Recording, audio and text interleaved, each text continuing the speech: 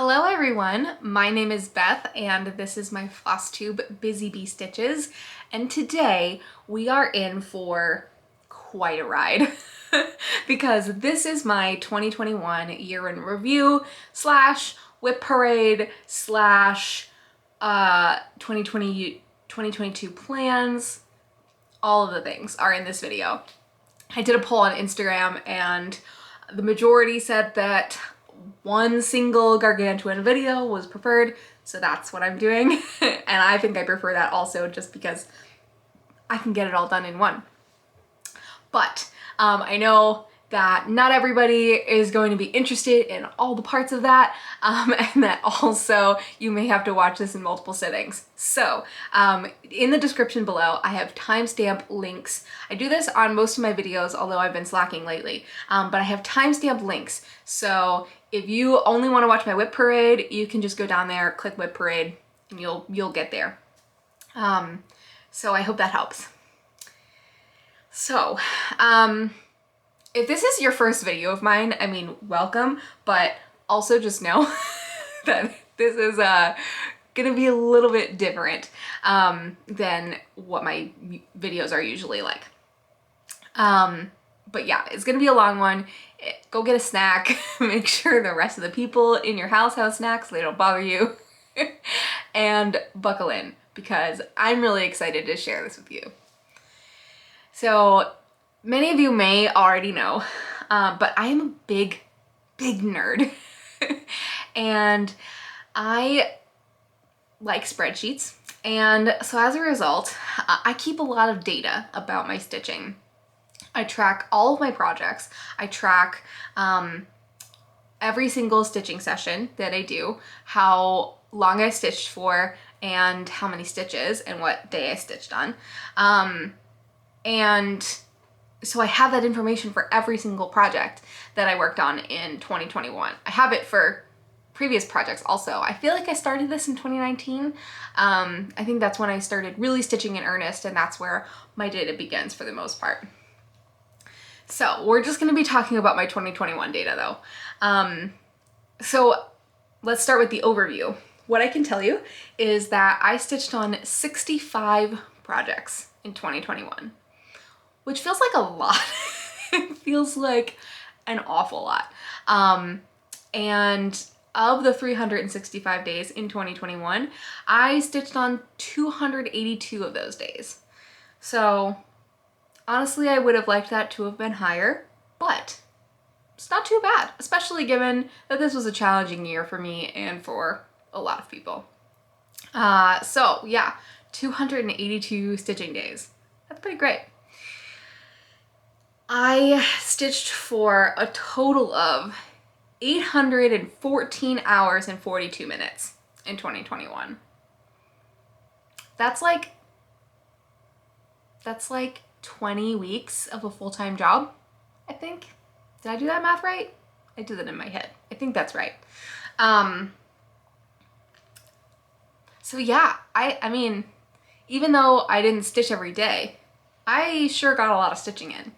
And my total number of stitches, if you want to pause and take a guess before I say, I stitched 115,813 stitches this year. This is why I love tracking this data so much, because when you put it like that, like, I feel so accomplished. And also, it's a good reminder that the more projects I work on, the more spread out that progress is. So imagine if I was a monogamous stitcher and I stitched over 100,000 stitches on one project. That would make a big dent. But I'm not a monogamous stitcher and I have no plans to be a monogamous stitcher. We'll get to that in plans. So I did some calculation across my projects, and what I've determined is that the average across my projects is not really that useful, because I have projects where I stitched thousands and thousands and thousands of stitches and some projects where I stitched like 200 stitches on them the whole year.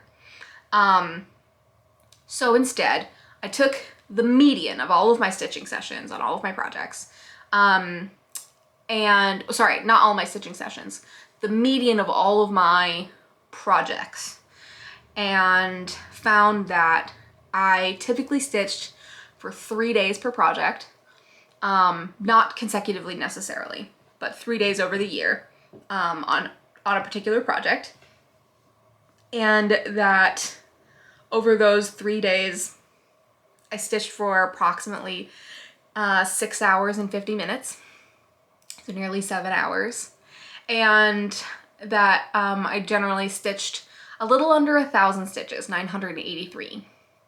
So of course, you know, again, I've got projects that saw much fewer than that, projects that saw a lot more than that, but in general, we're talking less than 1,000, around 1,000 stitches per project. That's not so bad, but I definitely like that to be more. Again, we'll get to that in plans, but this is really helpful for me to see sort of where I'm at so that I can set goals that are realistic and also represent where I want to be. Okay, so hopefully now you're seeing 2 graphs on the screen. And please don't worry, I know the text is really small and there's a lot happening here. You don't need to read this whole graph. The thing that I wanted to be able to demonstrate here is that the graph on the top shows all of my projects and how many hours for each of those projects I put in. The graph on the bottom is the same, except instead of hours, it shows the number of stitches I put in on that project.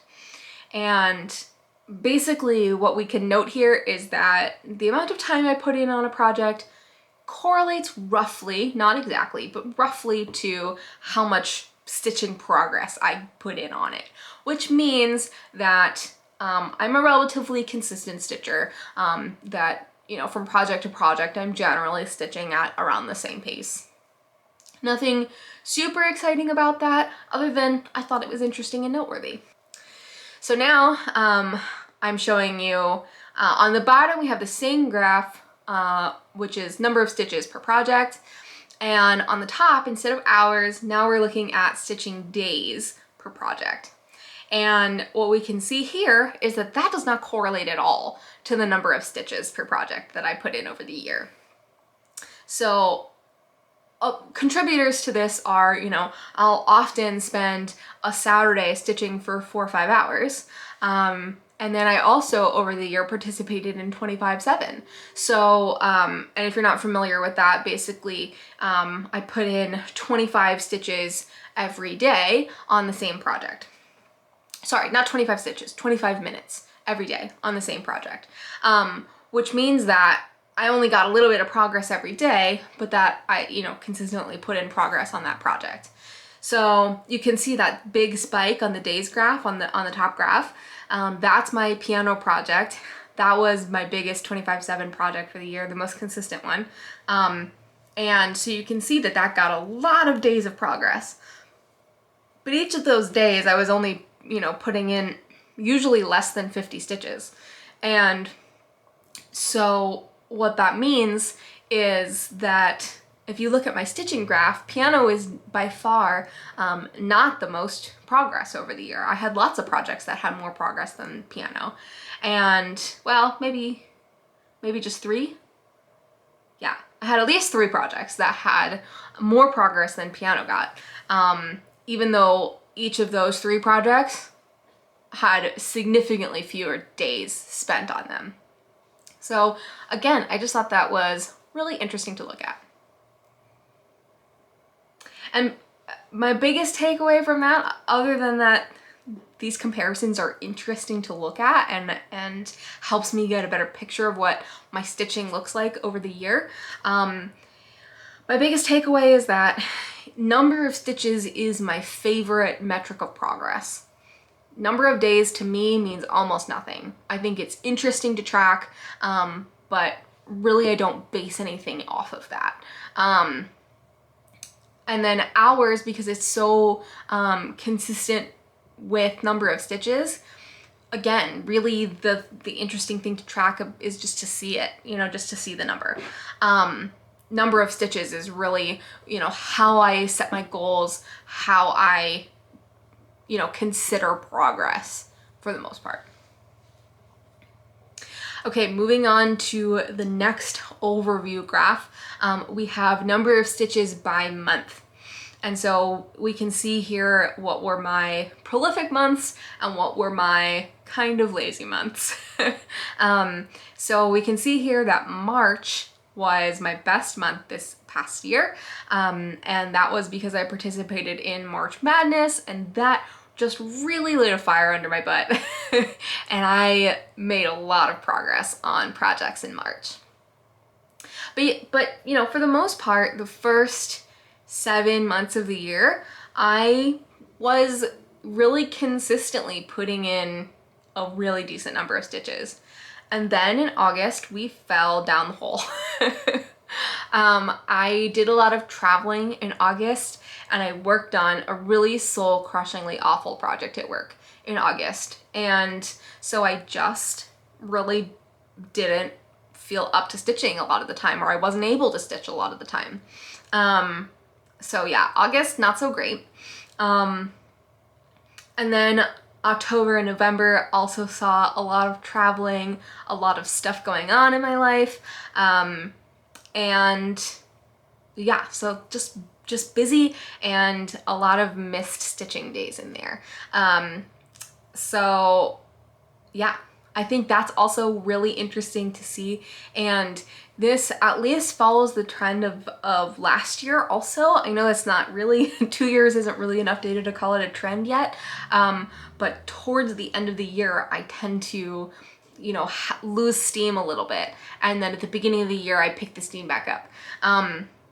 So that's really interesting information to know about me. I think that it means that I need to be, you know, gentle on myself. I need to be kind to myself at the end of the year. I need to not put like really aggressive goals on myself for the end of the year. And I also know that I really feel good at the beginning of the year, and that, you know, really cranking out some goals at the beginning of the year is gonna see a lot of success for me.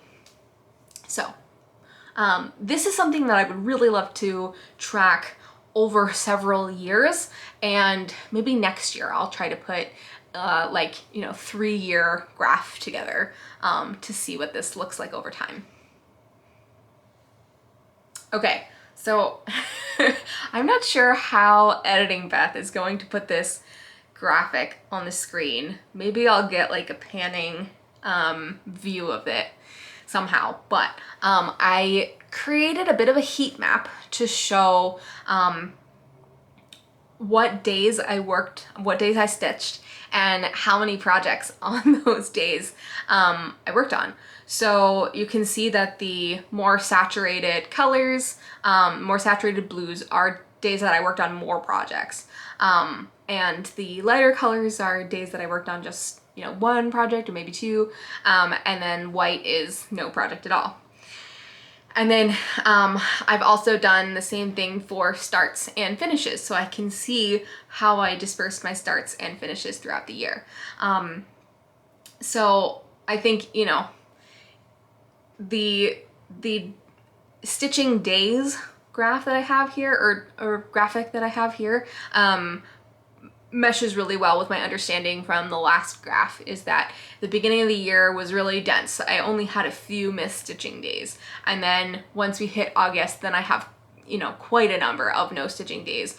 Some, you know, where I even have 5 or 6 days in a week that I didn't stitch. So at least that's consistent with my understanding of the data so far. I also have a shocking number of like really saturated blocks there, which means that I stitched on 3, 4, even 5 projects in a day. Most of those are around challenges or retreats where I'm switching projects really frequently to do challenges or to stitch along with somebody, or, you know, things like that. when I was doing things like March Madness, maybe I was switching projects more frequently. I don't exactly know. I haven't drilled into each of those examples specifically, but it's really interesting to see across the year what that looks like. And I'll get to this more in plans, but I'm trying to not like stitch on 5 projects in the same day. We're gonna try and reduce those. But what I really like to see is that my starts and finishes are well dispersed throughout the year. I do have small clumps here and there, but relatively well dispersed, which I'm happy to see. I think, you know, I can easily see in March Madness where I started a bunch of things. I can see in, you know, around retreat times where I started a bunch of things. But for the most part, it's relatively spread out. And what I can also see is through the end of October and then November and December, I didn't start anything new. So that's really great, but I did do some finishing. So again, just all really interesting information to see, and having it visually like this really, really helps me. Okay, let's get talking about my finishes from 2021. I'm gonna gather all of my stuff and then we'll come back and take a look.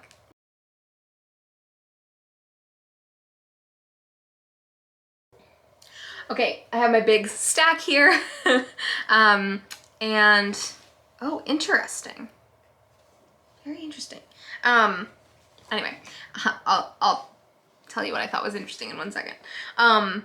Anyway, I have my stack of projects here that I finished in 2021. But first I want to give you an overview. So hopefully you're seeing a chart on the screen right now. So I finished 33 projects in 2021. And of those 33 projects, over half of them were WIPs that were things that I already had going into the year of 2021. And then a little under 50% of those finishes were new starts in 2021.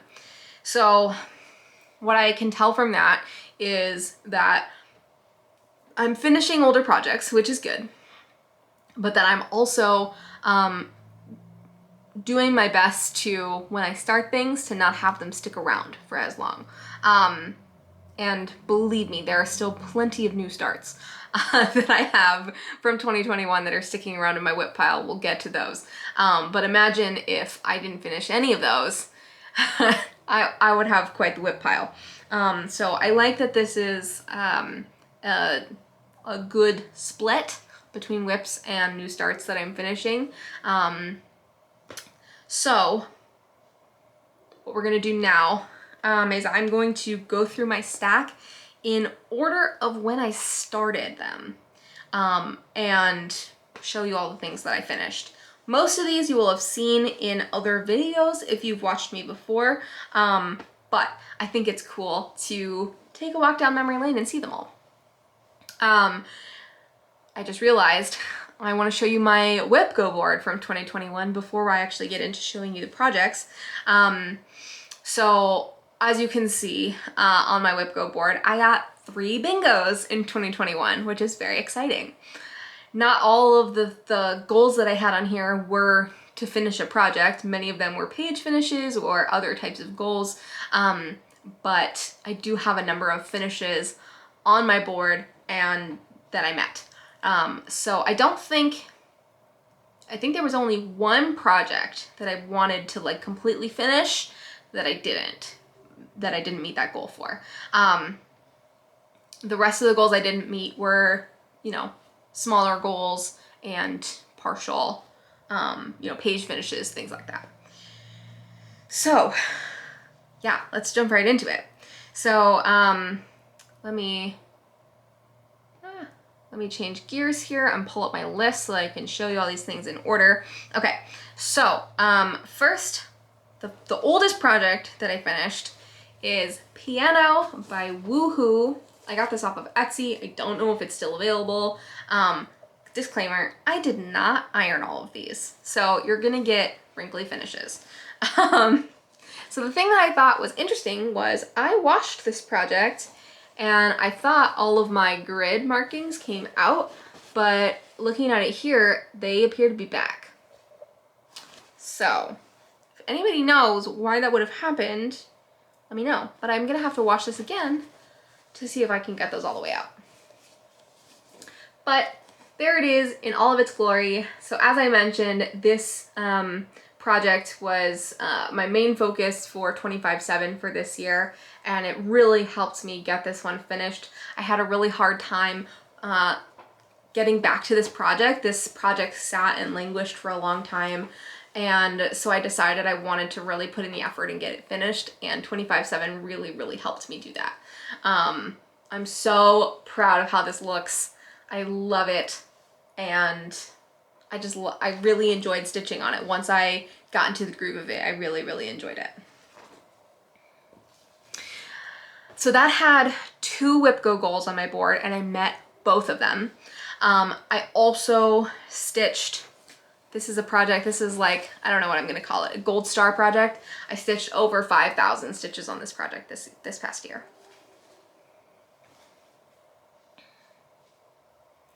Next, we have Emerald City by Owl Forest. And I actually have this FFO'd, loosely FFO'd. I put this in a frame to take it to StitchCon for the brag table. I don't think this is the frame it will live in forever, but it is fine for now. And I'm ridiculously proud of this project. Oh, I didn't mention, piano I finished in September. This project I finished in February, so this was an early start for me. And I love being able to look at this every day. I need a more permanent place on my wall for it because I'm so ridiculously proud of this project.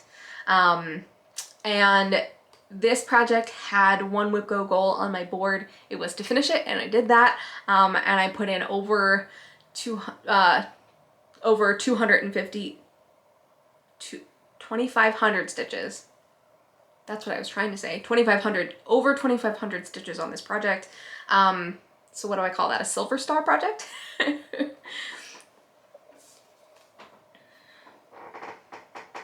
All right, next in order of start age.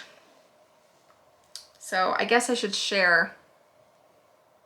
Piano I started in February of 2019. When I finished it, it was my oldest project. And Emerald City I started in August of 2019.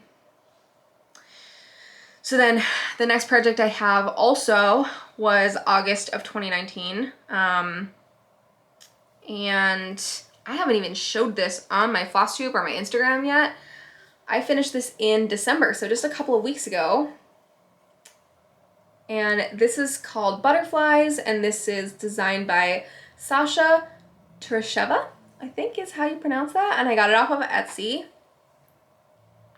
And I just love it. I stitched this on a piece of color and cotton linen that I think is so beautiful. And this was a little bit of a struggle bus project for me just because there were so many colors, and so there was a lot of confetti. But once I like buckled down and like got to working on it, it was truly a joy to stitch. This will be a gift for my grandmother, who absolutely loves butterflies, and so I'm hoping to get it framed so that I can give it to her for her birthday in January, hopefully. And that had 2 goals on my WIP Go board, both of which I completed. That was another gold star project.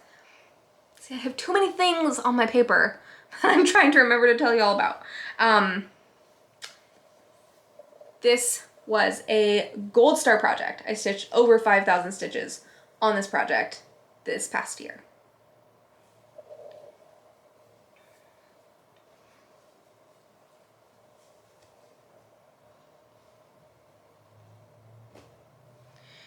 Next, a project that I started in September of 2019. This is Pride and Prejudice by Stitching Book Club. I finished this in June of this past year. Whoops, let me arrange this a little bit better. I finished this at StitchCon. There it is. This project gave me a little bit of trouble because I messed up the border and I had to frog a bunch of things, but it all worked out and it's all done. I started this project, this was a mystery SAL when it was released, and I started it purely based off of the colors. I just thought the colors were beautiful. I had never read Pride and Prejudice, but I did read it while stitching on this, which I thoroughly enjoyed. And I have gone on to stitch many other Stitching Book Club patterns, and I cannot recommend them highly enough. I absolutely love them.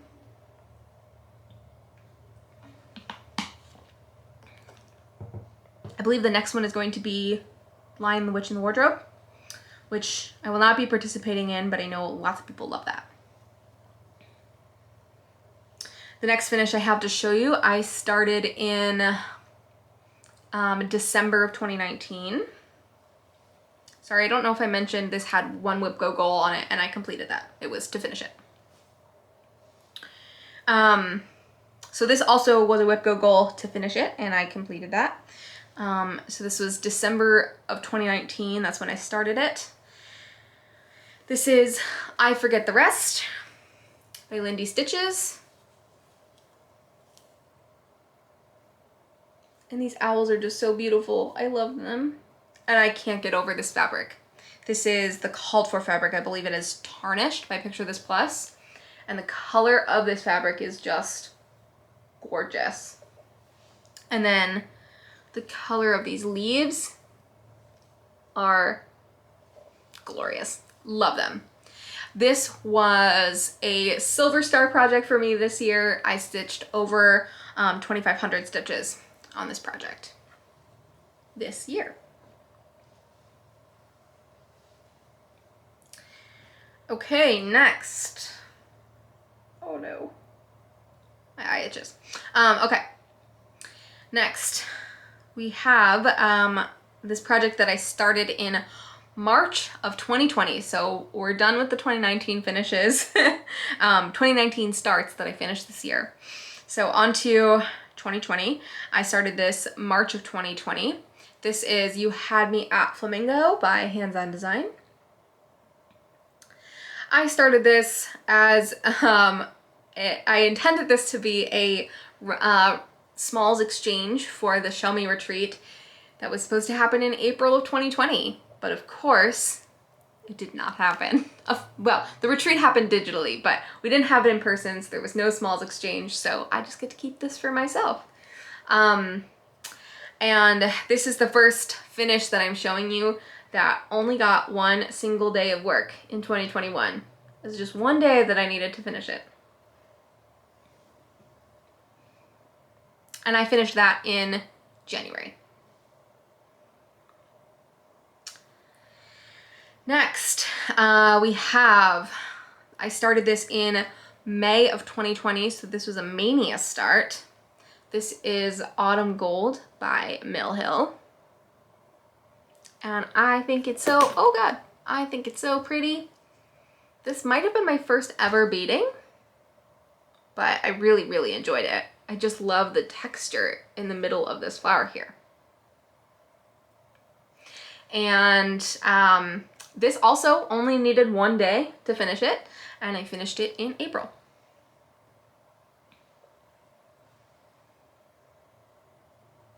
All right, next, this was also a Mania start in 2020, and this is Savor Every Stitch by Luminous Fiber Arts. I finished this in May of this year. So it was an active project for one whole year. This was a WIP Go goal to finish. And of course I met that. This next one was also a WIP Go goal to finish and also a Mania start from 2020. Also a finish in May of this year. I think this year I was trying to finish Mania projects that I started the previous year. I think that was what I did this May, which makes sense. So this is Raven's Reply by Luminous Fiber Arts. And this is my first project that I ever did on 40 count. And I love it.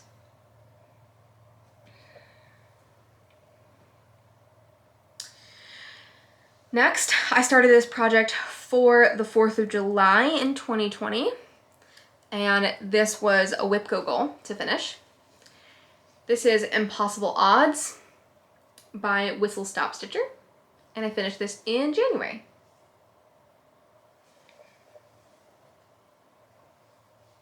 That also, this project only required 1 day to finish. And yes, I do have a voting sticker on the bottom of it. All right, this project I started in July of 2020. This is Frogwart's Year 1 band sampler. Now, I technically finished this during the retreat, but there were some things that I wanted to take out and fix. So I did that this year, and I finished it in March.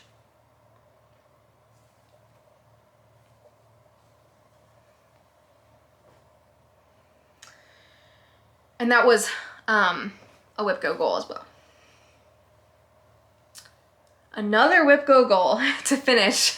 I started this project in September of 2020. This is Frankenstein Sal. This is another stitching book club, and I absolutely loved this one. I picked my fabric and colors myself, and I just love it. I finished this in January.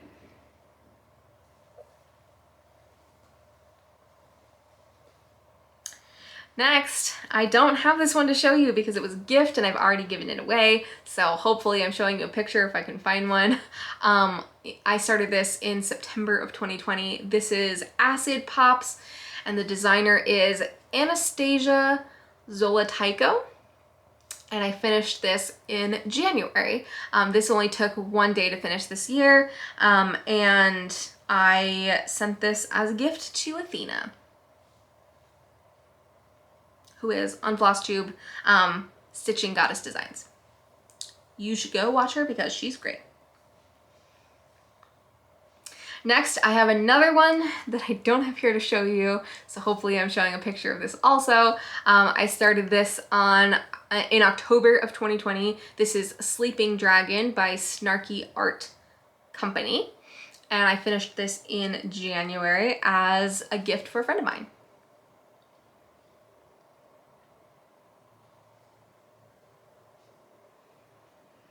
All right, next I started this project in October of 2020, on Halloween of 2020 actually, and this is Happy Jack by Whistle Stop Stitcher.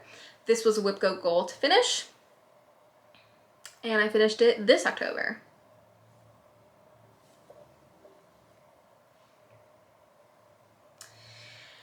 Then I have a start from December of 2020. I have a number of starts from December of 2020 actually, because I tried to do 12 days of stitching in 2020. I didn't get all the way through it, but I still have a number of things that I started during that period of time, and this is one of them.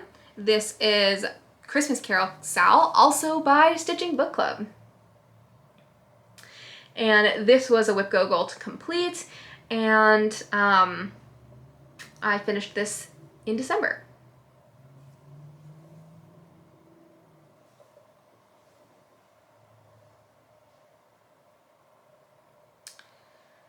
Another 12 days of stitching project from 2020. This is, I don't know what the official name of this is actually, and I also don't have the designer in front of me. This came out of, I think, the Just Cross Stitch 2015 ornament issue, I think. So I started this in December of 2020. I finished it in January of 2020, And there it is. This only took me 1 day in 2020 to finish. And the sun is starting to go down, so we're losing quality of color a little bit. Hopefully you're getting those beautiful stacked colors.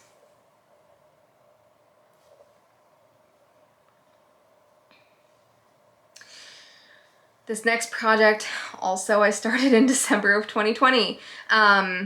This is Hanukkah Star by Linda Jean Jenkins, and I finished it in December of this year.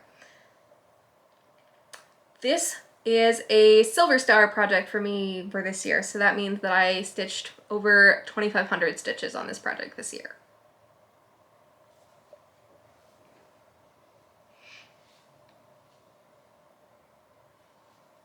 All right, now we are into the finishes of things that I started in 2021.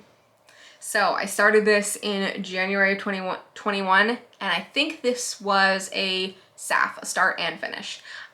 This is Human Resource. I designed it, and it says Human, not Resource. And I finished that in January also. Only took me 1 day, because obviously it's real small.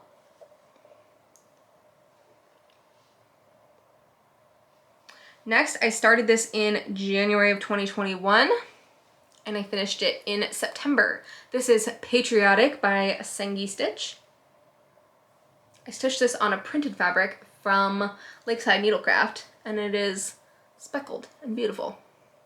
I loved stitching on this project. I stitched on this relatively monogamously over the summer, and I really, really enjoyed it.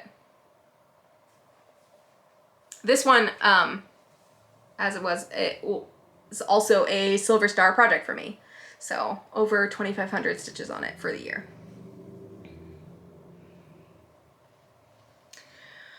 All right, also a January 2021 start. This is by the Pigeon Coop. So I started it in January, finished it in February. This is intended to be a gift for my brother, but I have yet to frame it and give it to him. I showed it to him, he knows about it, but I still have to frame it for him. I feel bad.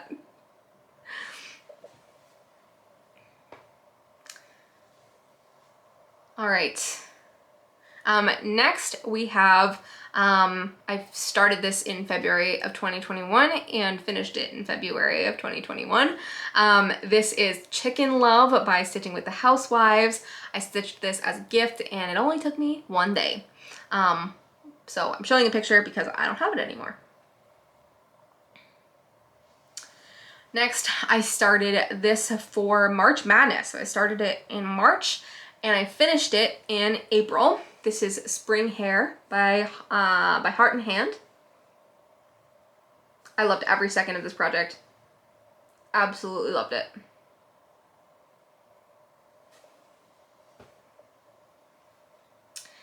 Next, we have another FFO, although this needs to be redone even more than Emerald City. This is Light by Barbara Anna, and as you can see, my frame is broken, so it definitely needs a new frame. Let's see, I also started this for March Madness and finished it in April also. This is a gold star project for me. I stitched over 5,000 stitches on this project this year. This past year. It's already 2022. What the hell?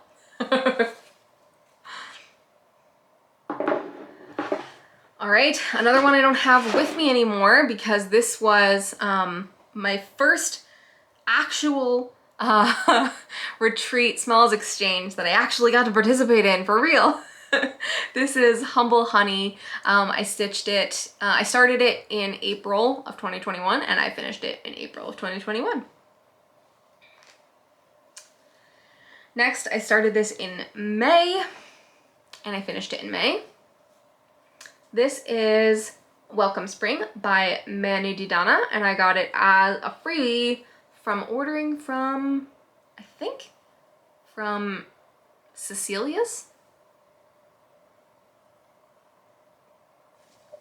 feel like it's not showing up on camera super great, but I can read it really, really well in person, so yeah. The thing that made me want to stitch it was the snail, of course.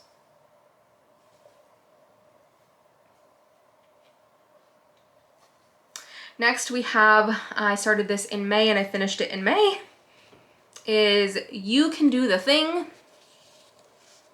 I stitched this as a gift and then promptly took it back so that I could FFO it, and of course I've not done that yet. But I stitched this as a gift for my mom while she was needing some encouragement to do a thing. And I stitched this while I was home visiting her, and I just grabbed floss that I brought with me and fabric that I brought with me. So that worked out really well. Next we have another one that I don't have with me in person. This I started in June and I finished it in June. This is Non-Binary Planet by Matthew Sphere, and this was a gift for a friend's kid. And then we have a very quick start and finish. This was a June finish and June start, and I finished it in June. This is Forest Song Scissor Fob by Elizabeth Designs. I'm gonna have to pull out my ring light because the sun is going down real fast. But I stitched this during StitchCon and I finished it during StitchCon. I also purchased the pattern while at StitchCon. And I really love that. There is a bigger pattern also that goes with it, and I'm really looking forward to stitching the bigger pattern also. Next, what's more than gold star? Platinum? Platinum star? Diamond star? This got the most stitches of any project that I finished this year. This is Frogwarts Year 2 by the Black Needle Society, and I put in over 10,000 stitches on this project. I started it in June and I finished it in July because Frogwarts started at the, well, Frogwarts, we're allowed to start the pattern at the end of June, and Frogwarts happened early July.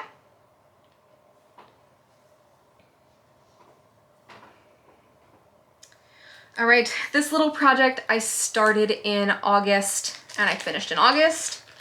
This is Moonlit Owl by Mill Hill. And again, really enjoyed the beading on this.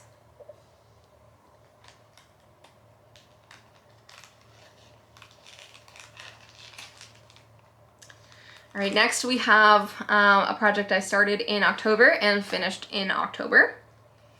This is No New Worlds by Ardith Designs, and I started this for Indigenous Peoples Day.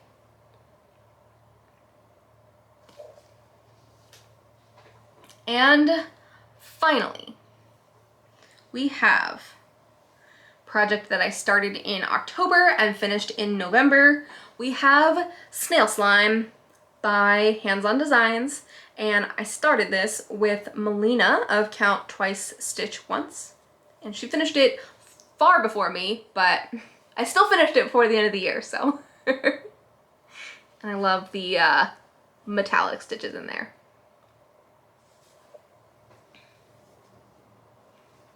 All right, those are all my finishes of 2021. 33 total finishes. Wow, wow, wow. Little hard to believe. All right, I'm going to set up my ring light real quick and then I'll come back and get to the next segment.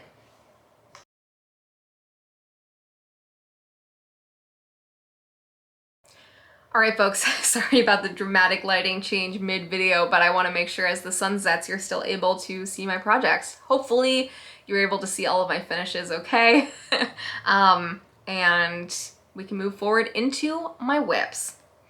So, first I'm going to show you a chart of all of the WIPs that I brought with me from 2020 into 2021. Of those, I worked on over 80% of them. So I feel really great about that. I really don't like having projects that go an entire year without seeing progress, but only 6 of those WIPs didn't get any progress. So that's really great. And I'll talk more about that in plans, but that's really, really helpful for me to be able to see visually. All right, and I'm gonna put up my WIP Go board again from 2021 so you can take a look at that again, because now we're gonna talk about all the things that I got page finishes on or things that I had goals that I didn't make. Okay, so we are also gonna go in order of start date on this one. So I only have 4 WIPs left from 2019. And 2 of them are big and 2 of them, well, 2 of them are big. One of them is a temporary UFO and the other one just has absolutely no excuse. It's starting with my oldest WIP. I keep it in this bag. This project is Harry Potter Covers by Fox and Teacup. This is my oldest WIP and my largest WIP. And I am doing the version of this project that does not have the author's name at the bottom. So I'll put a picture of what that will look like when it's finished. But yeah, I don't need her name in my house. So here is my current progress. Now, I worked on this project a lot between January and May of 2021. And then I brought it out again in like July and then not again for the rest of the year. So it's easy. This is why I love doing this so much, because it's easy to think, oh, I didn't really work on this project that much. But actually, this is a platinum star project. I worked on this project for over 10,000 stitches this year. So I cannot sell myself short on this project. I mean, I have a lot still to go, but I still put in a lot of work on this project. I had this on my 2021 WIP Go board for 2 page finishes, and I only got 1 of them. So I don't remember where the page breaks are. Maybe I finished this page over here, or maybe there's a page finish like right here. I don't remember. If I can find my starting picture, I will put it in here. Starting picture from the beginning of the year, but I don't know if I have that. I have this on my WIP Go board 3 times in 2022. 3 page finishes. And I have a low battery. So give me 1 second. Let me go fix that. And we're back. All right. So my next oldest project, I started this in September of 2019. I keep it in this, I believe, limited edition Momely bag. I got this in a Lindy Stitches kit. This is, actually, I have the pattern here to show you what it will look like when it is finished. Theoretically, here we go. So this is Autumn Quakers by Rosewood Manor. Sorry, getting a glare from my light.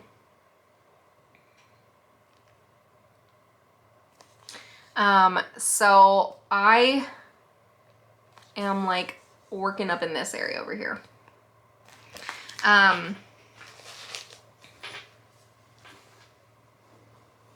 So what you're gonna see actually includes some progress from the last couple of days in 2022. But here's my progress so far. This was a struggle project for me for a long time, but I'm finally feeling like I'm in the groove of this project and really enjoying it. So this was on my WIP Go board for 2021 for 2 page finishes, and I got only 1 of them. But now, only just putting 2 days of progress in 2022, I'm about to get the other one. And then I have this project on my board 3 times for 2022. And so that will complete me like down to like here-ish. So it's like 1, 2, 3, 4, and then there's a partial page, partial page, partial page, partial, partial. So I'm hoping to have completed all of the full pages by the end of the year. Now that I'm feeling a little bit more in the groove of this project, I'm feeling like that's actually possible. And honestly, one of the things that really helped me get in the groove was to put I'm using the called for Valdani, and working from it directly off the spool was so frustrating. And I put it on Floss Hugs from Sarcy Girl. She has them in her Etsy shop like sometimes, so if you don't see it, just check back, keep checking back, because they're awesome. I love them. And so having my colors labeled and being able to just pull them right off of the card is so much better than working with them straight off the spool. Okay. Next, we have a project that I did not work on at all in 2021. This is Old Faithful. It's what it is charted to look like when it's done. This is by Barbara Bangser. And I actually bought this at Yellowstone when I was there in 2019. They were selling a cross-stitch kit in the park, and I was like, I have to buy that. Like, obviously I have to buy that. But I don't love the way that the bottom looks here, so I'm gonna make a few changes to how it's charted, but that's okay. So let me show you what it looks like now. I have it in a adorable bison bag that I also got on the same trip. And I did change out the kit fabric. But that's what it looks like now. And I know it's hard to see, but most of the water spout is filled in with like whitish gray. I still have the other like whitish gray color to fill in. Maybe, there you go, now you can see.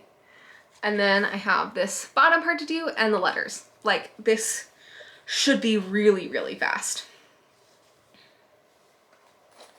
So I have this on my WIP Go board for 2022, and that'll be a finish.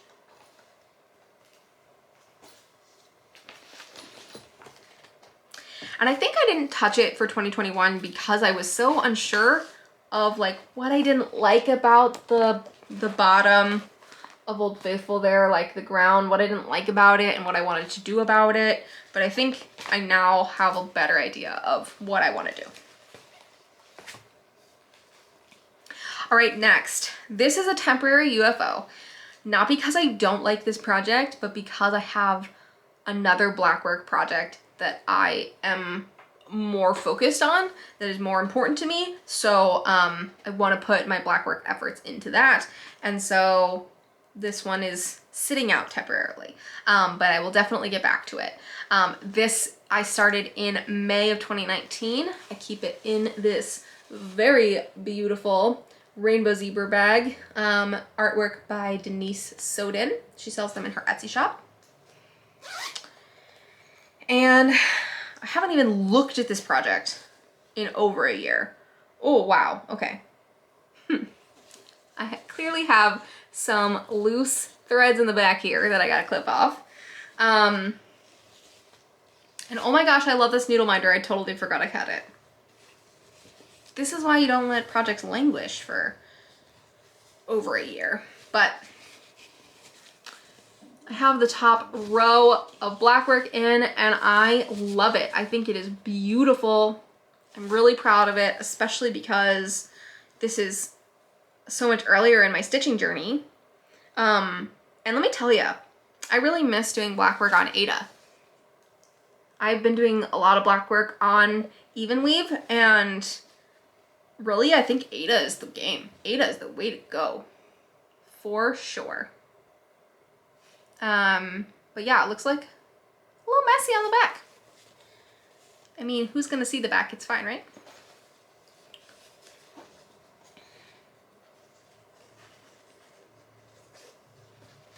So I know I said I'd talk about it in plans, but next year or this year, 2022, I want to touch all of the projects that I didn't touch in 2021, except for that one. That one is still temporarily UFO, which might eventually lead to a restart if it languishes for that long and the back is too messy and I don't know. I think it'll be fine though. I think it's still fine. Okay, moving on to my 2020 WIPs. Let me take a water break.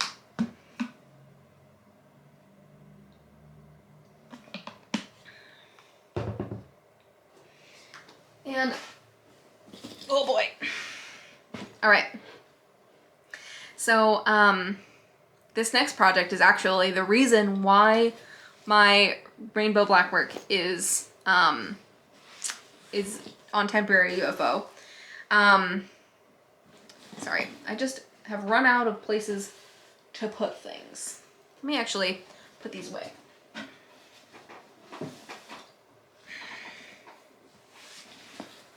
Okay.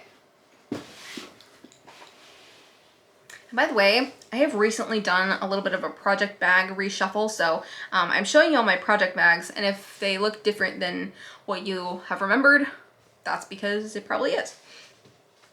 Not that that matters, but some people really love seeing the project bags, as do I. Okay, so this project is in a beautiful Love You More sleeve.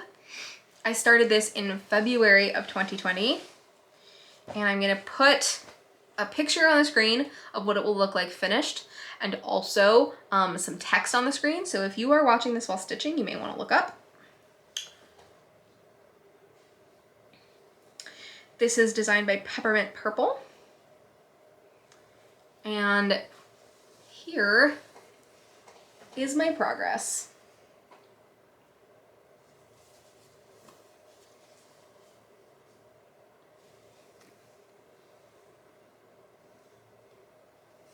Trying to give you a good look of all of it.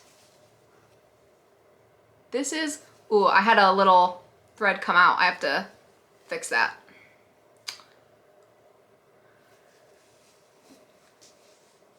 These blocks take an average of about 4 hours per block.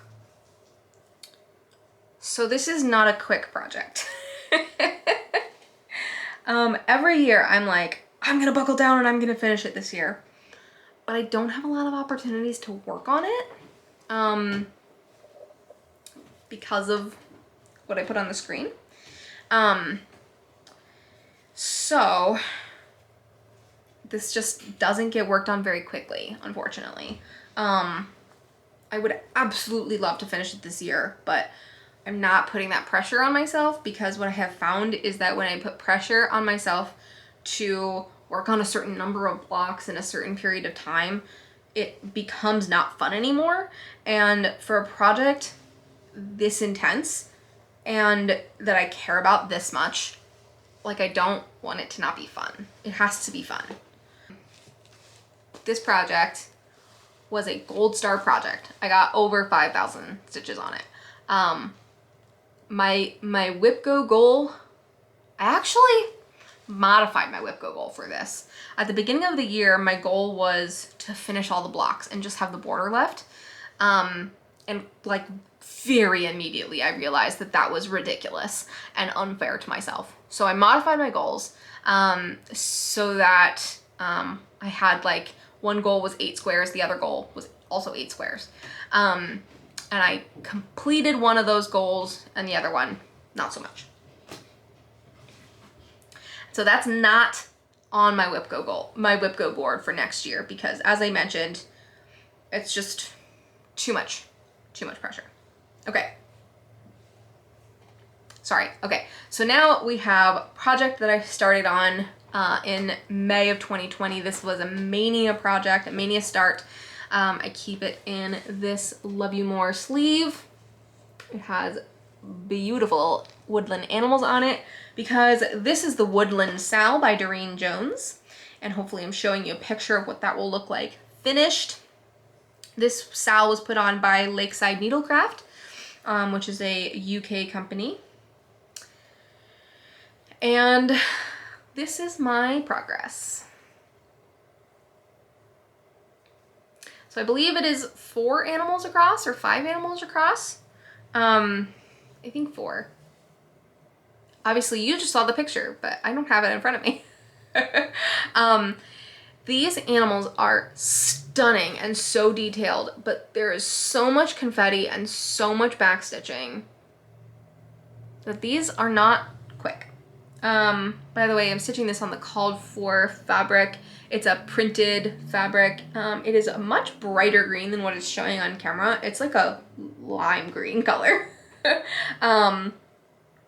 And it's beautiful and luscious to stitch on. I believe it is a Joblin. It just says an even weave, but I'm pretty sure it's a Joblin based on how much Lugana I stitch on and how different it feels from that. I had this on my WIP Go board for 2021 to finish the top row. And I obviously did not do that.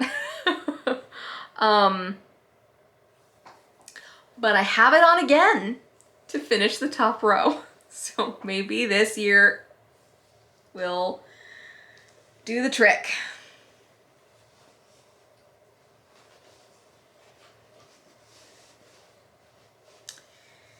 Next, a project I used to have in that sleeve, but have now shuffled things around.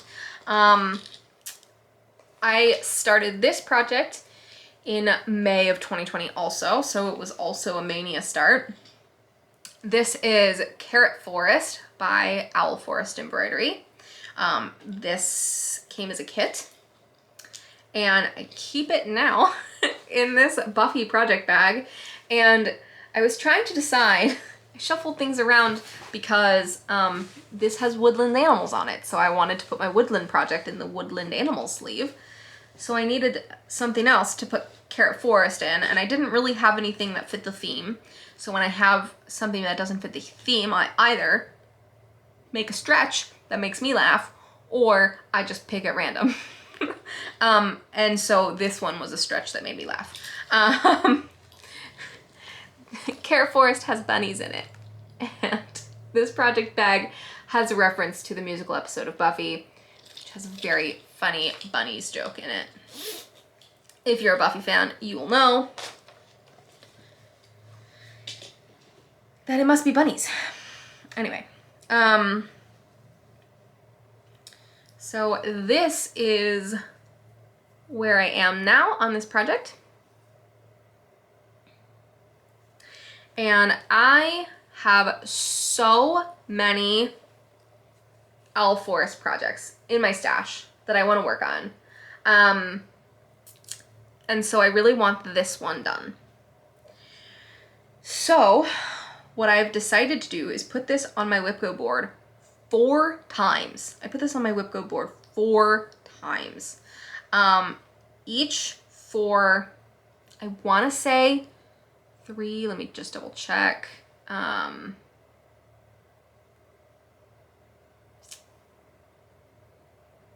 3 carrots each.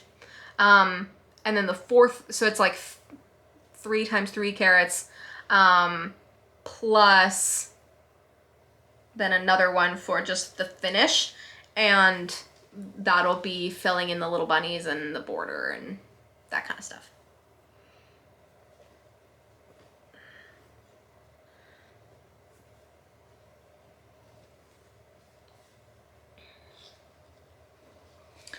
Now, this project has been a trying project because it's my first Owl Force kit.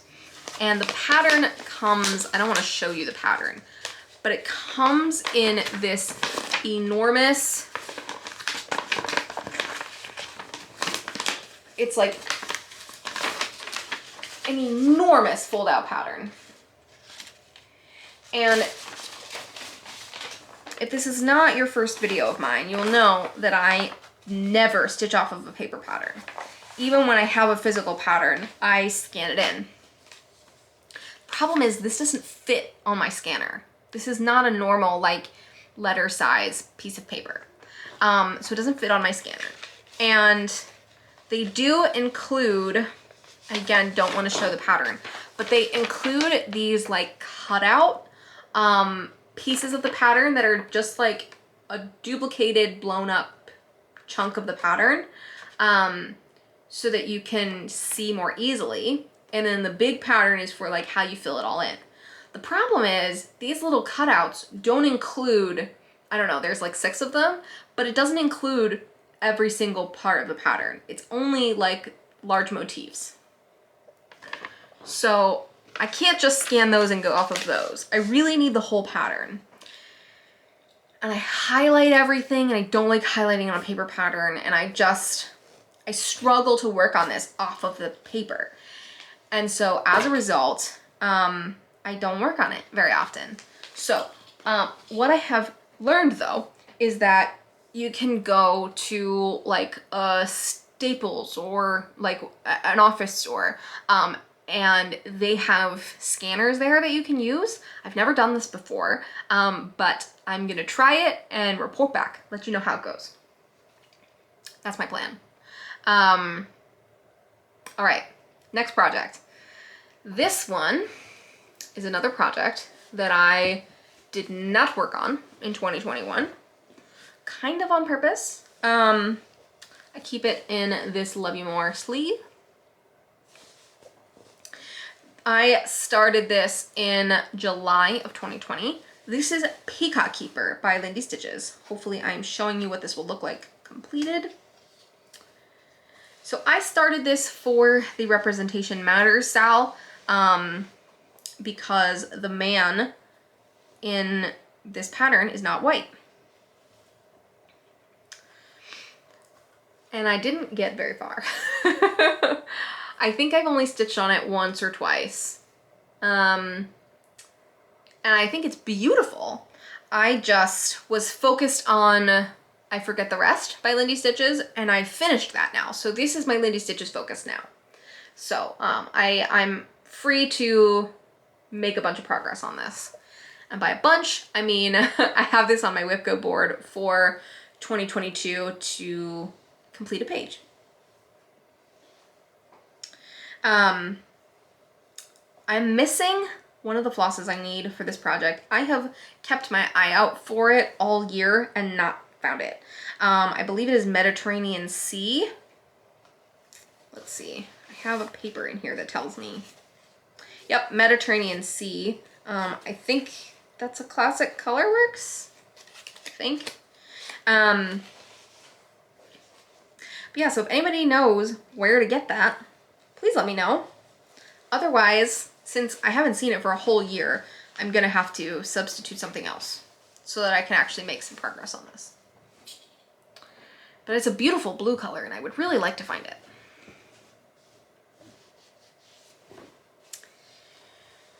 Next, we have a project I started in September of 2020.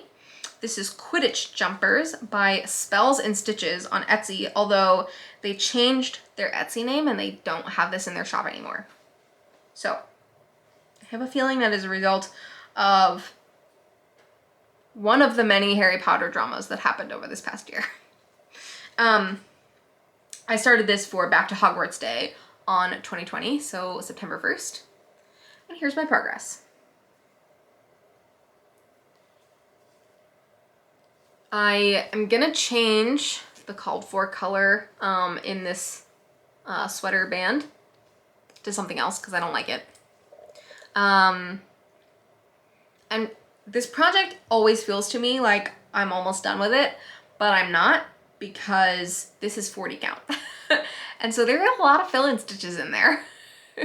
And even when I think fill-in's gonna go quickly, it still, you know, takes time. It still takes some time. So I had that on my WIP go board to finish it for 2021, and I chose to focus on something else at the end of the year instead of barreling toward a finish on this. So this is going, this is actually not back on my WIP go board for 2022, because I was so sure I was gonna finish this that when I made my WIP go board, I didn't even include it because I was sure I was gonna finish it. But obviously that didn't happen. So even though it's not on my board again, I'm still gonna try and finish it because, as I said, it really doesn't feel like I have that much left. And that was a Silver Star project for this year. So I got, I did over 2,500 stitches on it. I'm talking so much. Gotta take a water break. Next, I started this project in October of 2020. This is Huckleberry Farm by The Blue Flower.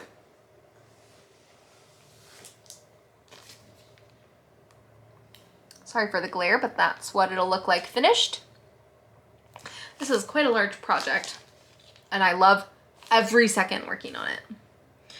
I'm stitching this on the called for shale fabric, and every time I pull this out for a video, I mention this, but it pulls so gray on camera, even in photographs, and it looks so purpley taupe in person. But that's my progress. I did complete a page. This was on my WIP go board for 2 page finishes, and I only completed 1. But I'm still really happy with that. This was also a Silver Star project. So that means that I did over 2,500 stitches on it. And it's on my WIP go board again, to actually complete the page finish that I didn't complete this past year. So I believe that page is gonna be like most of the house up here and some of the border and letters and stuff down there.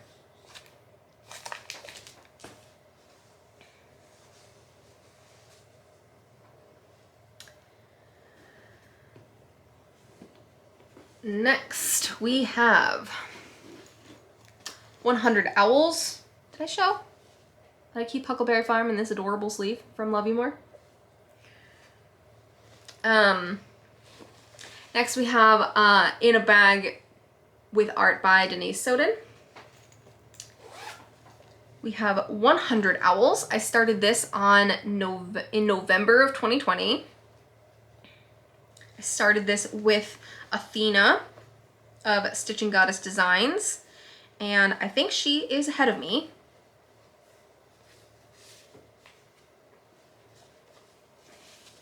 I'm stitching this on 40 count, and there's my progress there. I love them so ridiculously much. I'm completely obsessed with this project. And I'm sad that I didn't get more progress on it this past year. This is on my WIP go board 3 times. And let me put a picture, hopefully I already showed you what this will look like finished, but let me put up a picture of my WIP go goals for this, because I've divided it up into sections. And that's how I'm going to divide up my goals for this project.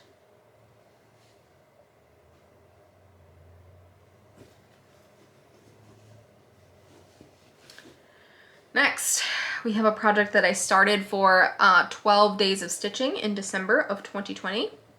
This is Mobo Sepa by Jardin Privé. And here's my progress.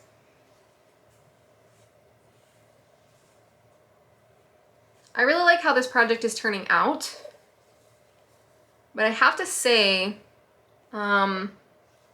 these stars are really annoying because I find them really difficult to start and end them because there's nothing nearby to secure the ends to. And so I ended up having to do a knot, which I'm really not happy about. But I felt like if I carried to it that you'd be able to see. But now that I'm looking at it, maybe it would be fine if I carried. So I don't know. But I am using Sulky for this, for the X's, and then I've got an equivalent DMC that I'm using for the back stitching.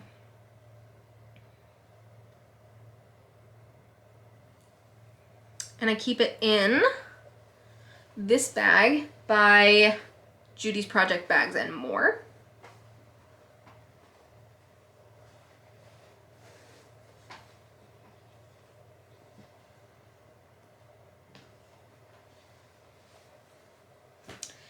Now, the rest of my 2020 projects, my 2020 starts, did not see any progress in 2022. Sorry, I didn't say that right.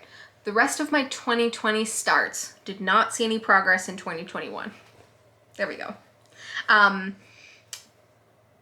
started this one for 12 days of stitching in 2020. This is what it will look like finished. This is Christmas sweater or cozy sweater by New Leaf Crafts. And this is my progress. But I think it's beautiful. I love this lacy border. And I would really like to put some progress into this year. And I keep it in this very fitting Love You More sleeve.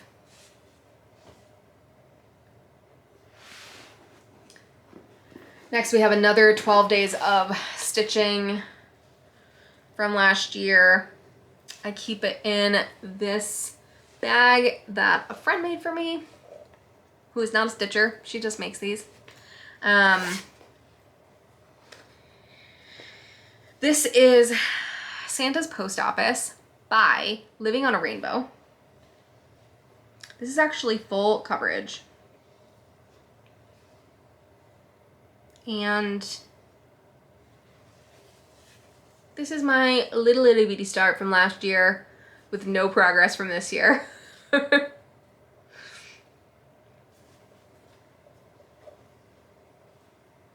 And again, I would like to not go another year of this being untouched. Oh.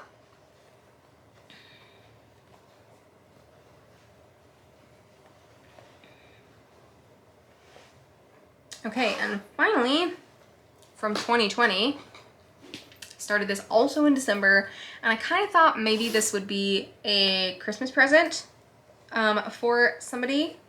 And then we didn't go anywhere for Christmas. And so I relaxed and didn't pressure myself to finish this for Christmas. And then again, went the whole year without touching it. But this is by Peppermint Purple. This is Blackwork Card Coasters. And that's what they look like. And I haven't decided if they will actually be coasters or if they will just become little ornaments. I don't know yet. So I have one of them done and another one well underway, and there will be 5 of them. I think there's 5 in the set.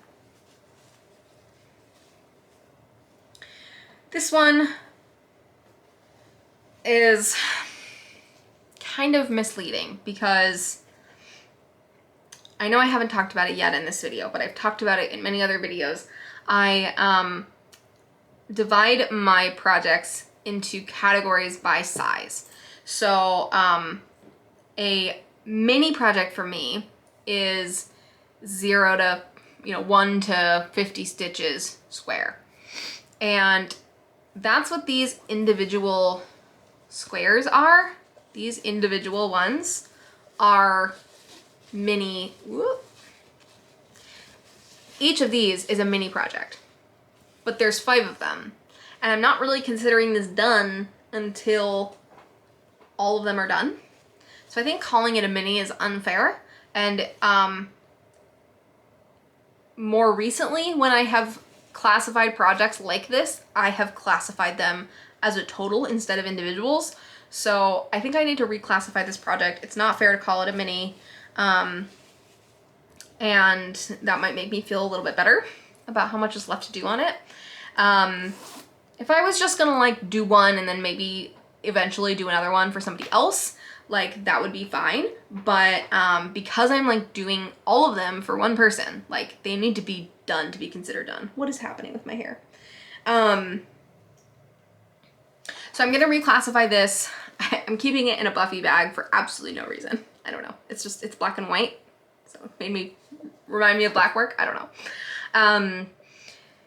But I have a feeling that that one will also be a temporary UFO, unless I get inspired to work on it as a gift for that same person. I can't fix it. I don't know what's happening. There we go. Did that fix it? That fixed it. Okay. So those were all of my 2020 starts that are still in my WIP pile. So again, water break. Then we can move on to 2021 starts. Okay. Gotta get rid of all these project bags so that I have when you see all the WIPs together, that's when you realize that you got a lot. Okay, so this is my WIP pile from 2022. Sorry, this is my WIP pile from 2021 going into 2022. Okay, let's just go in order here. I'm gonna have to put this on the floor. All right.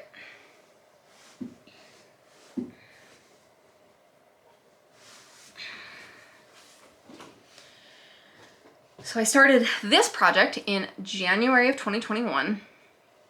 This is Pineapple Welcome by Jeanette Douglas. I started this on the 1st of January. This was my New Year, New Start. And this is the reason why I did not have a New Year, New Start this year. Because I started this project on the 1st of January and then never touched it again. And I don't like that. So I decided I don't ever want to start a project and then never touch it for the rest of the year like that. This is my progress. I've done the majority of one pineapple. The glare is making it really hard to see off of the silk what it looks like. But it's full of beautiful specialty stitches and I love it. But I didn't like, I'm doing the DMC for the top of the pineapples. I'm doing the called for silk at the bottom, but I'm just doing the DMC at the top. And I did not like her DMC conversion for the colors. So I need to pick different colors and I think I got stalled on that and then put it away and never brought it out again. So this is on my, because it's not that big a project, this is on my WIP Go board this year to finish. And I keep it in this beautiful shiny sleeve from Love You More. Next, another Love You More sleeve. This is a start from January of 2020. This is Good Trouble by Whistle Stop Stitcher. And I started this on the day of the Capitol insurrection. And then I stitched on this for a few months on every like month anniversary of that event. And then I just sort of burned out on doing that type of bring it out for one day type of thing in general. So I put this away and didn't take it back out again for a while. But this is my progress on it. I think it's really pretty. Those white stitches pop way more in person than they do on camera. the white in the flowers. It's really hard to see. There you go. And this is a piece of Fortnite fabric, and I really like it.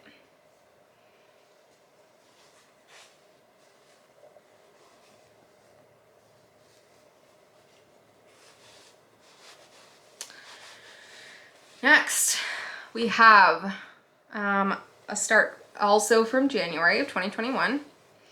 This is the Modern Folk Embroidery Sal from 2021 called Fruits of Plenty. And I worked on this really consistently for the first few months of the year. And then I put it down and didn't pick it back up again. But that doesn't mean I don't love it, because I do. I love it so much. And I can't wait to pick this back up again. This was a gold star project. I stitched this over 5,000 stitches this year. And boy, is there still a bunch left to go. This is on my 2022 WIP Go board for 2 page finishes for this year. I'm stitching this on 40 count, by the way.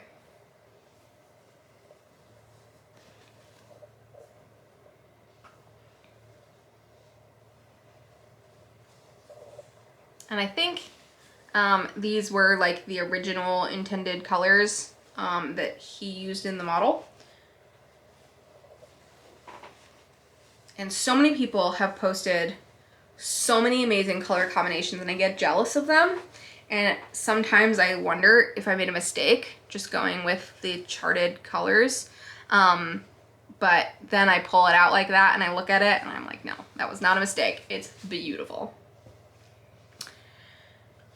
Can't remember if I showed the sleeve for that one. We're on a sleeve theme because this is a new to me sleeve. I just got this one and I bought it specifically for this project. I started this project in February of 2021. Started this on Valentine's Day for Athena's birthday. And this is, I actually have a physical copy. This is Our Hearts by Brenda Gervais. And it's got pomegranates on it. So, pomegranate sleeve. And this only got 1 day of work. And I clearly did not get very far, because that's all I did. But I love this project, and I really, really am sad that that's as far as I got. So I don't have any concrete goals for this project other than do something on it.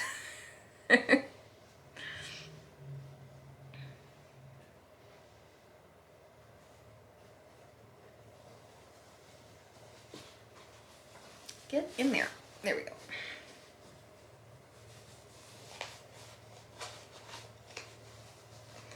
Next,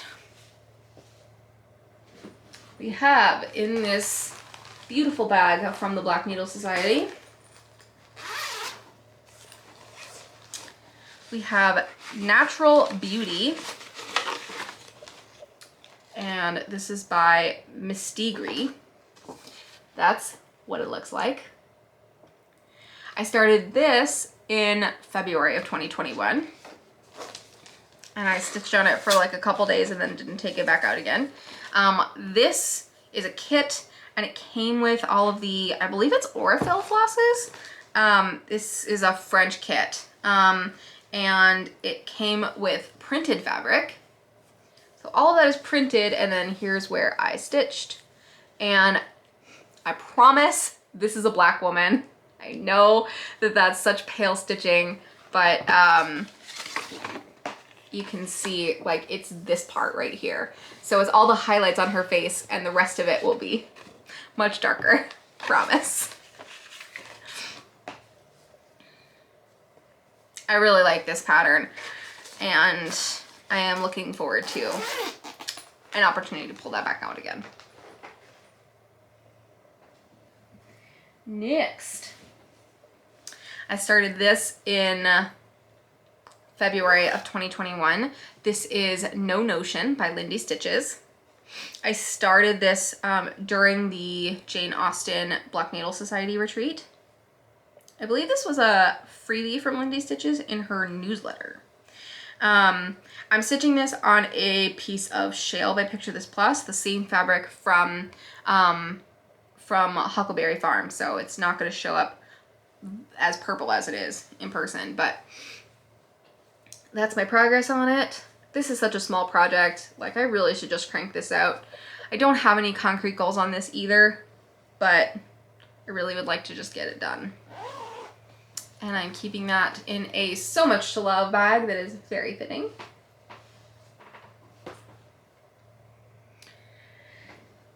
All right, this project I started in March of 2021.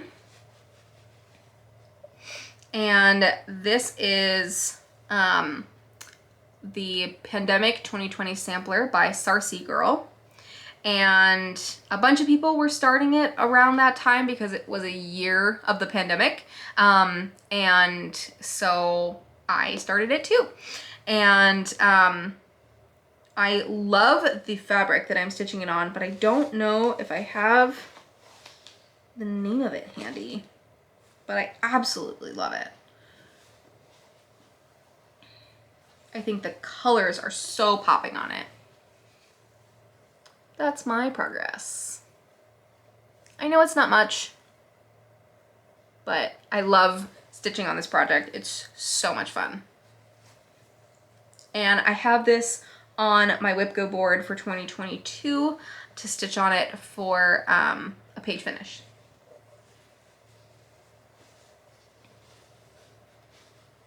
And I'm keeping it in this Love You More sleeve. Very, very fall. There's nothing specifically about this pattern that is fall themed, but the colors are so fall. It's like just my absolute favorite colors in the whole world, that it feels like a very fall pattern to me. Okay. Next, I started this in March of 2021. This was the beginning of March Madness for me. So this is Gathering Berries by Luminous Fiber Arts. And I'm stitching this on 40 count with some beautiful red silk. And sorry, it's a little tangled up. Just trying to figure out which way was up. Here we go. So that's my progress. And I'm loving it.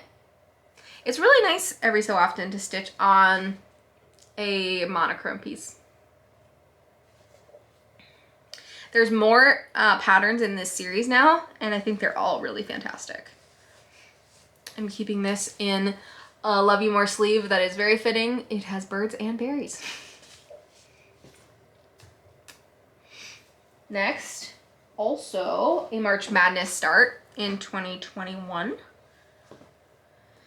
This is Blackbird by Sapphire Mountain Handcrafts, which is the same person as Stitching Book Club. This I only worked on for one day. I started it and then I put it away and I didn't bring it back out again. I'm doing it on this beautiful, luscious blue fabric. And I'm using a black, although it has some gray in it, which I think is fine, silk from Almond M&Ms.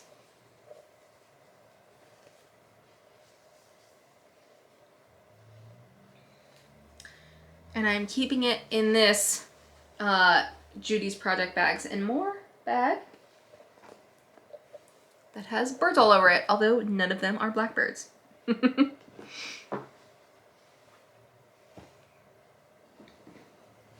Next, I started this project for International Women's Day in March. This is Grace Hopper by Clouds Factory. I intend to do 3 of these women in history. I've done one already. This is my second one, and then I will do a third one also. And this is my rather pitiful start. I mean, it's actually really not that bad for only having worked on it for one day, but it's just not got that much going on.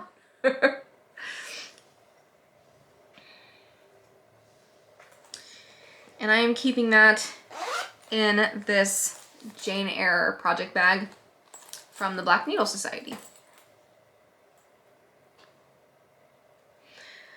Next, we have another only worked on it for one day project. Are you sensing a theme?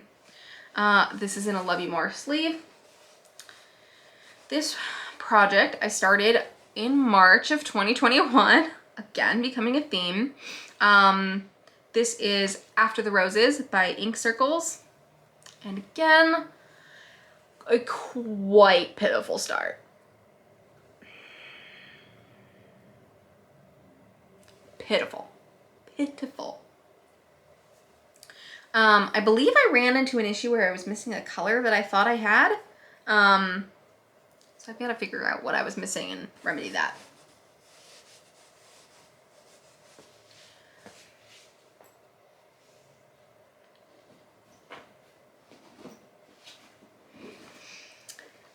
And now we have another March 2021 start. I'm keeping this in a Garon Toten bag from the Nice List box from 2020 from the Black Needle Society.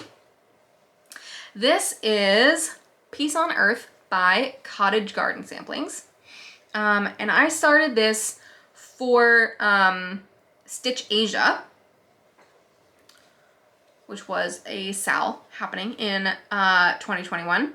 And I also stitched on this regularly for, I think it was Merry25 stitching was the hashtag, stitching on a Christmas project on the 25th of the month. But as I mentioned earlier in the video, I got kind of burnt out on those types of like bring a project out for one day and then put it back away again. So I stopped doing that, and I haven't worked on that since. I haven't worked on this since then. So I showed you the picture of what the like intended project looks like, but now I'm going to show you what I'm actually going to do. So now when you see this, it looks like much closer to a finish because this is the end of the pattern. At least the end of what I'm going to do. But I'm really enjoying this. I really love the fabric choice. It's 40 count, which I'm also enjoying. So, big love on this pattern.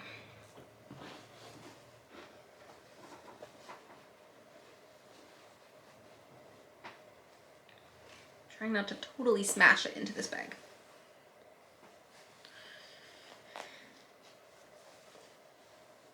All right, we're done with my March 2021 starts. On to May of 2021, keeping it in this Love You More space sleeve. This is Janeway by Happy Sloth. And I started this, I went home to visit my parents for the first time in the pandemic and had a lovely time. And my dad and I commenced a watch through of all of the existing Star Trek content in chronological order of the human timeline. So what that means is that rather than watching it in order that it came out, we're watching it in order of like when it happened in human history. When it's set in human history. There we go. Which means we're starting with Enterprise. So I worked on this. Even though this is a Voyager pattern, I worked on this while we watched many episodes of Enterprise while I was home. And I have not continued to work on it while watching Star Trek because I've had other goals that are more important. But I've really enjoyed stitching on this project and I can't wait to bring it back out again. I chose this fabric, by the way, because it reminds me of the undershirt that they wear under their uniforms around the Voyager era of Star Trek. I don't know if you can tell, but it's like this like purpley periwinkle color. I really like it.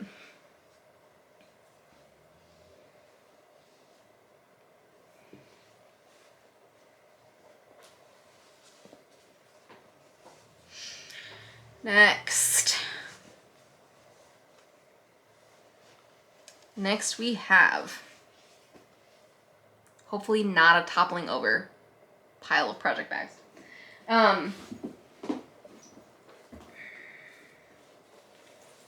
Next we have, this project doesn't actually have a name, so I've named it Ancestors by Stitchrobia. Put a picture here. This is from the I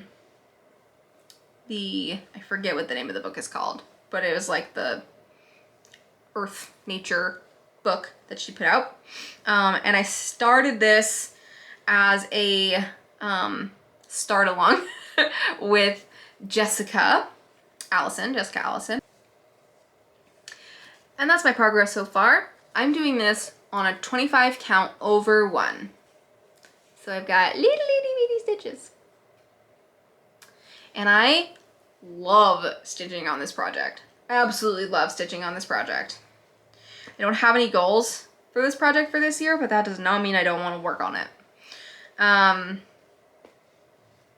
I do know from Jessica that there's like a misprint in the chart where the pages don't line up right or something. I need to investigate that, see if there's been a correction on Emma Congdon's website or something, or reach out to her to figure out what the deal is with that. Next, we have, I started this in May of 2021. This is Half the Fun by Ink Circles. Actually, I have it here. Half the Fun by Ink Circles. And I got that in a Black Needle Society box.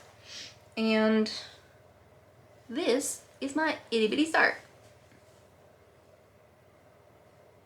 I'm stitching on this, I'm stitching this on a 49 Fabrics piece of 40 count, I believe this is 40 count.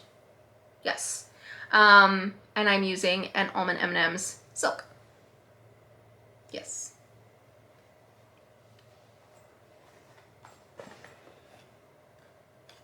This is the silk and it's beautiful. I love it. It is mostly solid,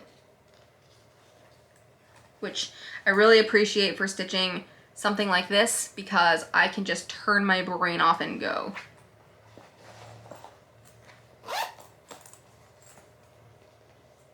For a while, I was like taking that with me when I was traveling because I thought like stitching on it while I travel would be really fun.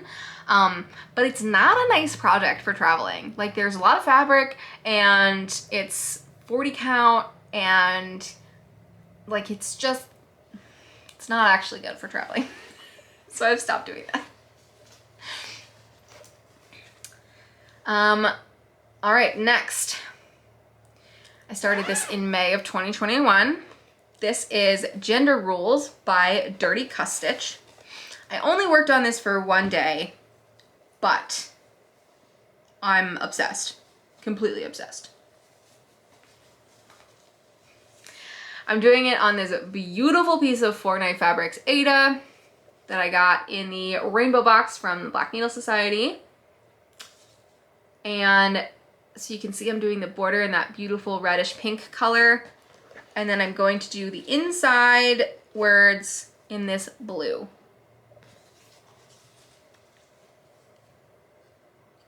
Yes, please. I love it. And very, very fitting. I keep it in this Pride bag by Lynn X Creates. So thank you, Lynn, for this bag. I love it, and it fits that project perfectly. Well, it's actually rather large for the project, but you know what I meant. Also, that fabric, I positioned that project so that I have room for another project also on that fabric because it was too good to waste fabric. Okay, next.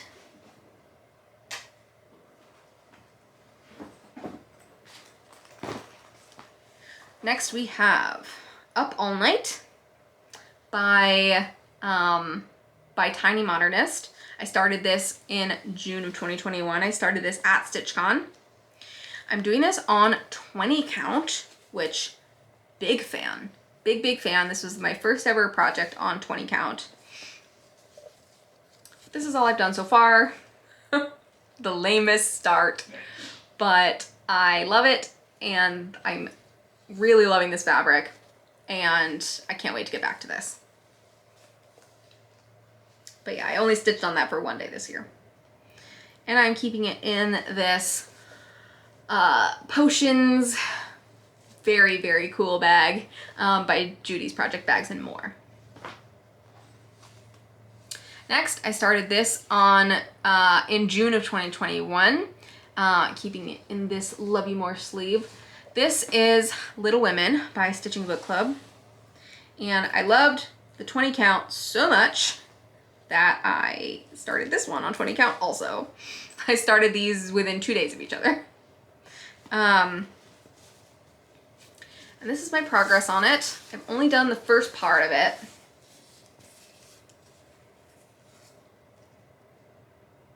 But it looks great. I'm really enjoying it. I stitch on 20 count with one strand, so it goes quick.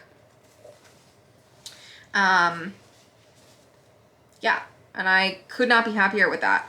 I'm hoping to complete that this year. It's on my WIP Go board for 2022 for a finish. I like finishing those Stitching Book Club projects in a relatively quick amount of time, and yet I don't ever do that. I let them pile up, and last year I had 3 going at once, which I really don't like to do. So my goal is to finish Little Women before a new one comes out that I really want to do.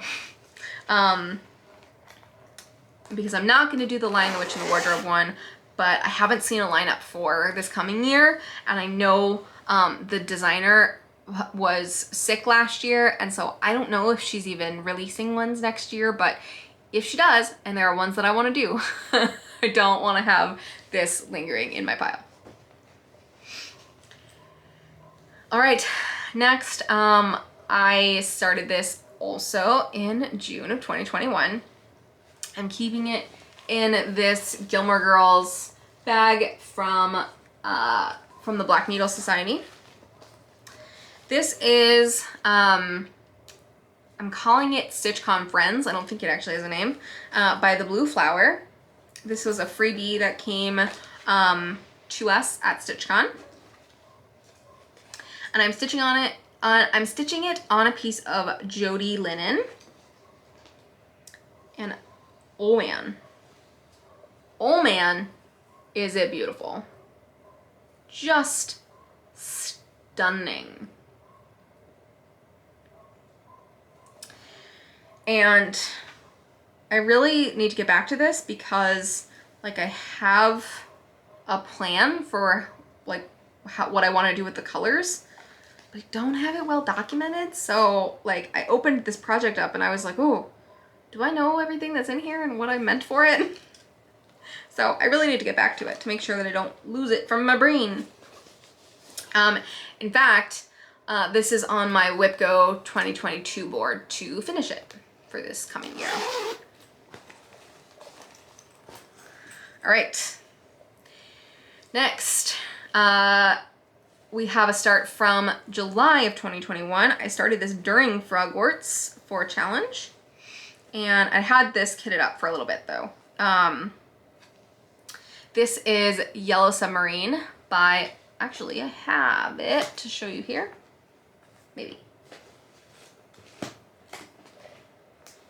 Maybe, no I don't. This is Yellow Submarine by Blackbird. I'll show you a picture here. I'm doing this on a piece of 40 count. And I have the wimpiest start because I started this during a challenge that lasted an hour and then I put it back away again forever. So that's all I got. But I think this is gonna be a beautiful project and I can't wait to work on it some more. I have no goals for it. But yeah, really looking forward to stitching on that more. And I'm keeping it in this octopus sleeve from Love You More. And of course, I also have Octopus Garden in this series by Blackbird. And so once Yellow Submarine is done, Octopus Garden will go into this sleeve. Next, we have something else that I started during Frogwarts. This also only got, you know, 1 day's worth of work while I was working on it for a challenge. Do I have, oh God. I just have loose thread all over in here. That's not great.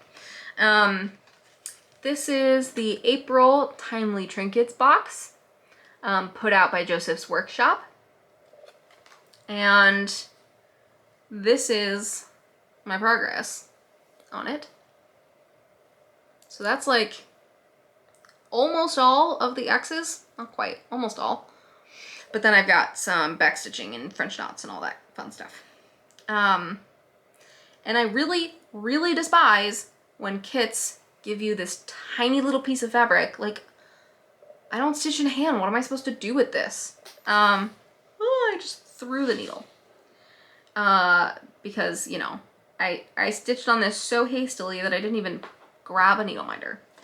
So I stitched on it on this tiny little hoop, which I didn't enjoy, but I did it.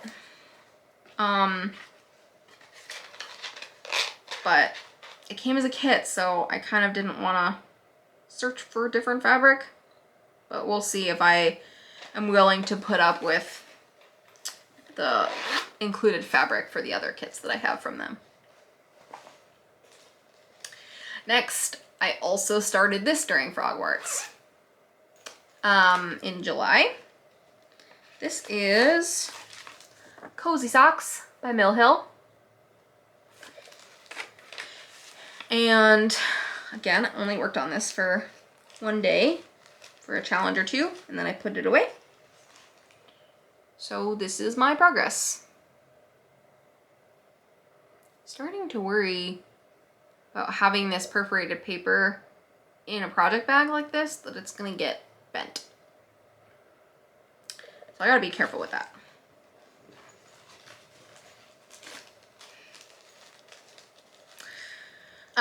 That project is actually on my WIP go board for a finish for this year. And I keep it in this project bag with art by Denise Soden. And finally, we have a start from also July of 2021. This is by Artist Designs. This is Maryland Blue Crab.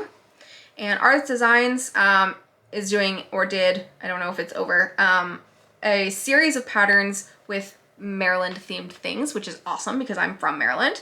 And so I got the kit, and this is my progress. I started this with Lara Landis from the Pattern Queens, and she finished hers and I did not finish mine. But I think it's beautiful and I can't wait to finish it. I only worked on that for 1 day though. All right. That was all my WIPs. That was all of them. Oh, so I have a few designers that repeat in my WIP pile, and I don't like to do that. I really like to only have one thing going by a designer at a time, because one, I like the variation, and two, I don't, like I learn things as I stitch, and my taste changes, and so if I start a bunch of things by one designer, then it's gonna take me that much longer to finish all of them, and maybe I like a different fabric now, or maybe I don't like that designer now, or maybe I have learned that if I go about stitching projects by that designer differently, that I enjoy it more, or something, you know, whatever. So the ones that I have repeats for are Lindy Stitches. I have both No Notion and Peacock Keeper. No Notion is gonna be an easy finish. I don't have it on my WIP Go board, but I do hope that I can finish it this year. So then I'll only have one Lindy Stitches in my WIP pile after that. Ink circles, I have 2 of those. I have After the Roses and Half the Fun. And both of those have teeny tiny little starts on them. So I think Half the Fun is the one that I'm more focused on. So After the Roses is going to be sort of like an unofficial temporary UFO, so that I can focus on clearing one of those out of my stash. Or sorry, out of my WIP pile. The Blue Flower, I have 2 things going by her. I have StitchCon Friends and I have Huckleberry Farm. Obviously StitchCon Friends is the easy finish. So I'll be finishing that this year, and Huckleberry Farm can hang out in my WIP pile for a little bit. Peppermint Purple, I have 3 things in my WIP pile, but we already discussed how I'm focused on the big important one, and the other 2 are back burner temporary UFO. And then Owl Forest, I have 2 things from them. I have 100 Owls and I have Carrot Forest. Carrot Forest is on my WIP Go board to finish this year, so I'm hoping that by the end of the year I will only have 1 Owl Forest in my WIP pile. But I have so much Owl Forest in my stash, and more that I would buy. So I would really like to, you know, make good progress through those. I don't want those to languish, because that just prolongs the amount of time until I can start another one. And finally, Sapphire Mountain Handcrafts, which is the same as Stitching Book Club. I have Blackbird by Sapphire Mountain Handcrafts, and I have Little Women by Stitching Book Club. But for me, that's kind of okay, because even though they're the same designer, they're like totally different. I mean, she clearly like designs under a different name on purpose for Stitching Book Club, and so for me that doesn't bother me to have both of them in my stash. But as I mentioned, I don't want to start another Stitching Book Club until I finish Little Women. Let's talk about some data now. Of all the projects that I worked on in 2021, over 50% of them were starts. And that's skewed the wrong way for my preference. I don't mind starts, but that's too much for me. All right, so let's talk about what did I start and why. So I started 38 new projects. That's what we went through. 38 new projects. And here's a graph of why I felt compelled to start those things. So you can see that 10% of them were started for gifts, 21% were started for retreats or smalls exchanges,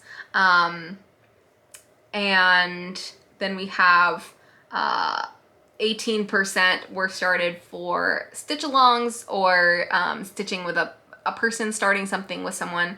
And we have another 18% that were stitching community events, things like Stitch Asia.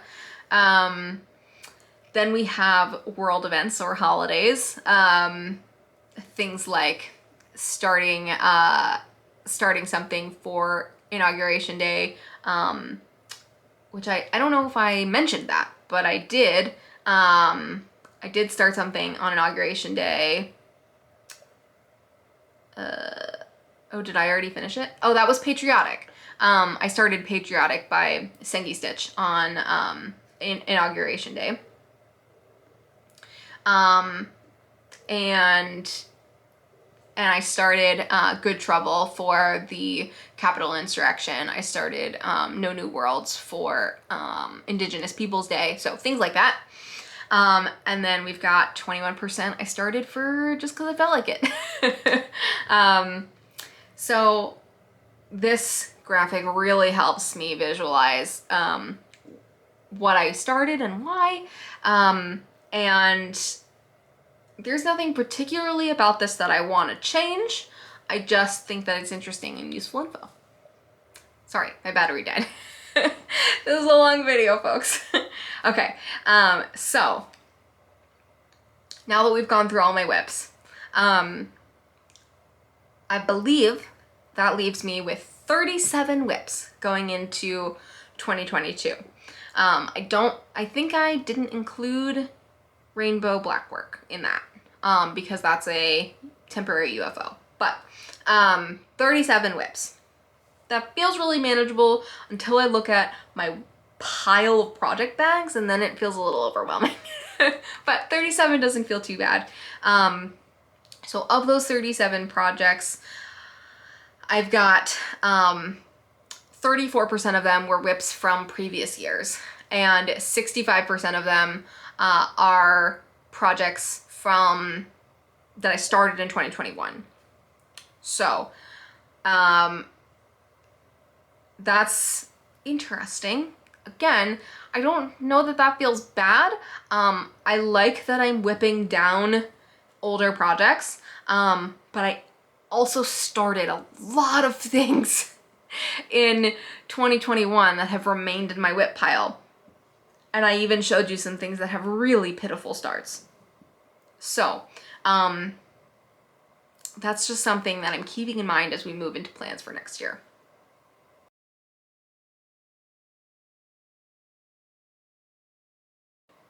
So, speak of the devil, we have made it to the section of the program that I would like to entitle Thoughts and Lessons Learned. Yeah, what did I learn from this year? What did, analyzing all of this data help me see? First of all, I am proud of how much I finished. I finished a lot of freaking projects. That finished pile is really encouraging to me. I'm very, very proud of that. However, I still appear to be avoiding FFOing like the plague. So let's work on that. I don't really know how to get myself to cross over that barrier and actually FFO some things. Whether it's sending out to someone to do it for me or doing it myself. Either way, I hate it. It's a paralyzing decision-making process for me. And so I just have this enormous shame under the bed box. And I'd like to work on that a little bit. I feel like I got really significant progress on some big projects this year, and that feels just as good as finishing smaller projects. So I need to remember that, you know, I don't need to be starting and finishing things in order to feel like I'm making a lot of progress and that I'm satisfying myself. I did not get a WIP Go blackout in 2021 like I'd hoped, but 3 WIP Goes is actually really great, considering the fact that I'm pretty sure Jessie Marie, who runs WIP Go, said that she didn't get a WIP Go at all until like this past year or something. So 3 is really great.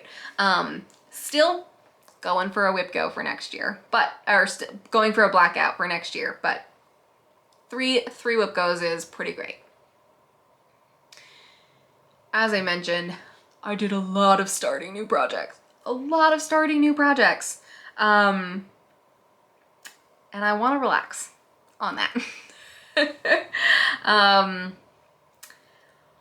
Also, I mentioned this a little bit at the beginning of the video, or earlier in the video, and also I've mentioned this a number of times in previous videos. I also talk about it in my Stash Dive series if you want to hear more about it. But breaking up my WIPs into size categories is really helpful for me to visualize what I have in my pile. Oh, I'm breathing in dust or something. So the size categories are really useful. However, I started out the beginning of my year with some rules, and maybe I talked about this in a previous video. I'm sure that I did. I gave myself some rules for like how many WIPs of each size I wanted to have, and that would like help me, you know, curb my starting of large projects, things like that. It didn't work and it wasn't useful. I just didn't like those rules, and I didn't feel like it really helped me at all, and it just didn't work for me. We'll get to that more in plans. The other thing I learned this year is that my stash is overwhelmingly large. My stash is huge. So how do I balance wanting to start fewer projects and also feeling overwhelmed by how many projects I have unstarted? Yeah. So my Stash Dive series is helping me organize my stash, see it all again, see which things I'm most excited about, which things I'm like chomping at the bit to start. And it's also helping me see things where I'm like, I might be okay if I never start that. But the biggest takeaway from this is that I don't want to be buying things out the wazoo. My stash is already huge. I'll also get to that in plans. Other lessons learned. I did not like taking a project out for just one day. I mentioned that multiple times in this video, but I gave up on that pretty quickly around the end of the springtime.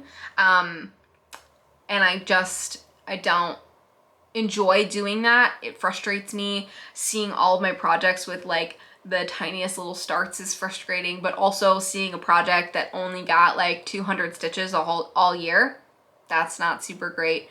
And I also don't feel like I can like get into the rhythm of a project. So, you know, a project like Good Trouble that got a decent amount of progress on it, but I never really felt like I got into the rhythm of it.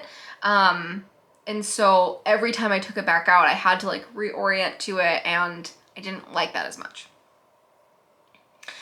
I did 25/7 for the first time this year, and it definitely helped me finish some old languishing WIPs. I used 25/7 for piano mostly, and then I also used it a little bit for butterflies. I think for about a month, maybe. I was pulling that out most every day, and I enjoyed it. I felt like it was really helpful. But there were also aspects of it that I didn't like as much. I felt like I almost always would have kept working after the end of the 25 minutes. And I know that's like kind of the point, that lots of people do keep working on it after the 25 minutes, but I wanted to keep the integrity of like, let me actually work on it for 25 minutes a day and see how long it takes me, how many days it takes me to actually get through this. And also the point of it for me was that I was using 25/7 to work on projects that I wasn't reaching for, or that maybe, you know, were kind of struggle projects for me.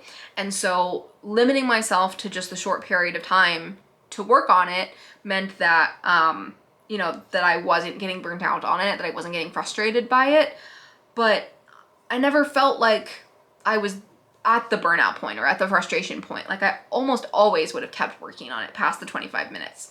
And I feel like actually limiting myself delayed being able to finish the project. Like I would have finished it much sooner if I had just said, this is my focus project and I'm working on this project now. When I did do that though, when I actually stuck to a project until a finish or a goal, that was super fruitful. Like Patriotic, once I pulled that back out again, I started it for Inauguration Day, and then I put it away for a long time. And then I pulled it back out during the Olympics, and I stuck with it. I stuck with it till it was done. And there were times where I was like, maybe I'm a little over this project, but for the most part, I was loving it the whole time. And I cranked it out until it was done, and that felt really good. So I'm not saying I want to become a monogamous stitcher, but what I am saying is that I think pulling out a project for a longer period of time and focusing on it might actually be a better fit for me, at least for where I am right now. I also found that having a project out and on the frame ready to go was super helpful for me. That made it so that I had fewer days with no stitching, which was great. And so like that was awesome. I used that to my benefit in 25/7, and I also used it to my benefit when I was focusing on a project. But my biggest struggle is when I have to like go pick out a new project and get it on the frame and get it all out and get the floss out and like all that stuff. So having a focus project that is out and ready to go, super, super helpful for me. And finally, I learned that having a massive push for a finish, like how I have done with Frogwarts the last 2 years, burns me out. Not just on Frogwarts, but on everything, on all stitching. It burned me out socially also, talking to people, and it burned me out on stitching. And like, I think Frogwarts is super fun, and like pushing for a finish on Frogwarts is really fun. But I have to, if I'm gonna do that, I have to prepare myself for the fact that I'm not gonna wanna stitch for at least a week, if not 2. And that I need something planned to stitch on after that to help ease me back into stitching. I need to have something that will decrease the barrier of re-entry after Frogwarts. And extremely unfortunately, next year I'm going to a wedding when Frogwarts is happening. There's nothing I can do about it, out of my control. So I'm gonna try and attend Frogwarts as much as I can, and I'm gonna stitch on the pattern, but I don't think I'm gonna get a finish during Frogwarts, and I'm not gonna have that like, you know, desperate push for a finish. So it'll be really interesting for me to compare stitching on Frogwarts a little bit more relaxed versus how I've done it over the last 2 years and see which way I like it better. My battery is gonna die again because I'm not giving my 2 batteries enough time to charge before switching them out again. So let me wait for my batteries to charge and I'll come back so we can talk about plans and goals for 2022.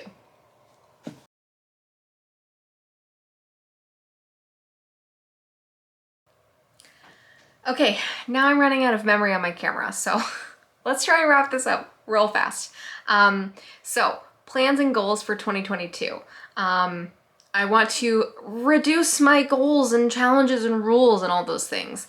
I'm sticking with WIP Go, and I'm going to be using the Black Needle Society planner, and so I'll be using some of the challenges in there, but I'm not going to be like using that to make me pull out projects that I wouldn't otherwise necessarily. Like, I'm kind of using them to play along with the other goals I have already.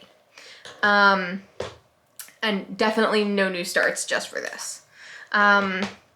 Maybe it'll help me decide between 2 patterns. I'm deciding, you know, I can't figure out what I'm gonna pull out, so I'll use that to help me. And I want to stick with projects for longer, so I don't want to pull them out and just work on them for an hour or for a day. I want to work on them toward a goal, or finishing a motif, or working on it for a week, or, you know, whatever it is until I don't like it anymore. But I don't want to just pull things out and work on them for only a day.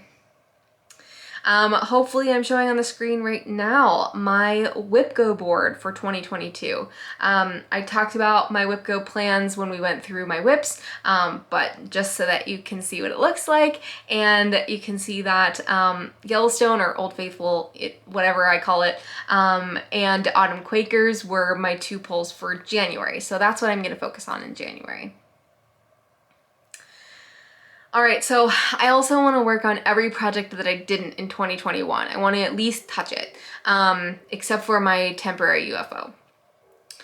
I also want to focus on my 2019 WIPs. I've got only 3, not including my temporary UFO, and so I'm going to make 2, on my 2 like big projects, I'm going to make really good progress, and on my other one, which is Yellowstone, I'm going to finish it. I'm going to continue trying to avoid duplication in my WIP pile of designers. I talked about that a few minutes ago, but I'm going to keep toward that goal. I would really like to start a heart hanger or a counted canvas or something like that, something different than cross stitch, but a needle art. And I have a bunch in my stash that I would definitely love to try. I'd like to get some of my work on my walls. Oh, I want that so badly. I just need a kick in the pants to get it done.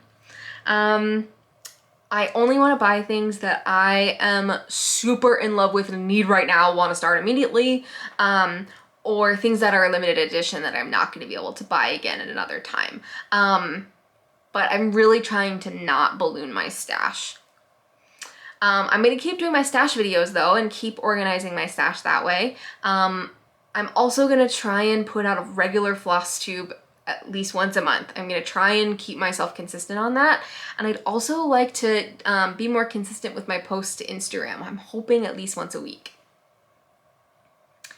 Now, I'm not going to have enough time to talk about this before I run out of space on my memory card. But I'm going to try a new experiment in 2021.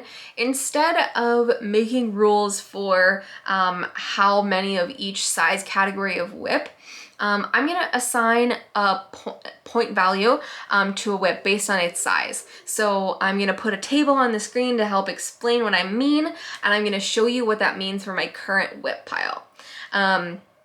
So I currently have a total of 117 points in my WIP pile, and my goal is to get under 100 and stay there. So I'm gonna try and WIP down throughout the year, and then when I start new things, to keep that point value in mind when I add things to my WIP pile. So that's what I got for plans. I talked super fast. That's an experiment. I'm gonna see how it goes and see if I like it, and I'll let you know how it's going. Thanks for hanging out with me. Sorry I had to end this super fast. Have a great start to your year, everyone, and I'll see you next time.